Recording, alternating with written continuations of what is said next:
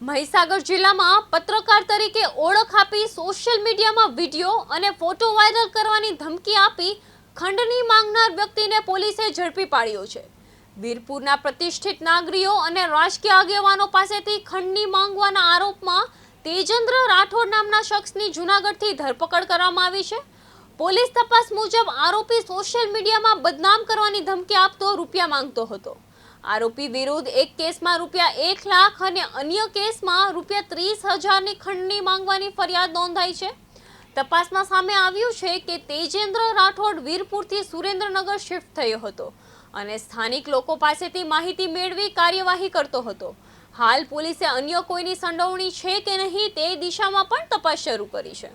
જી sir, Tejendra Rathod નામનો વ્યક્તિ પોતે પત્રકાર તરીકે ઓળખ આપીને વીરપુર તાલુકાના પ્રતિષ્ઠિત આગેવાનો તેમજ રાજકીય આગેવાનોને એમની અલગ અલગ બાબતો સોશિયલ મીડિયા પર વાયરલ કરવાની ધમકી આપતો હતો તેમજ આ વાયરલ ના કરવાના બદલામાં ખંડણી માંગવાના 2 બનાવ સામે આવેલ છે।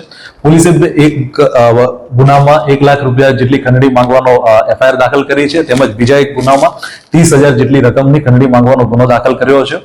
આ તેજેન્દ્ર રાઠોડ આજથી 9 મહિના પહેલા વીરપુરથી સુરેન્દ્રનગર શિફ્ટ થઈ ગયેલ હતો।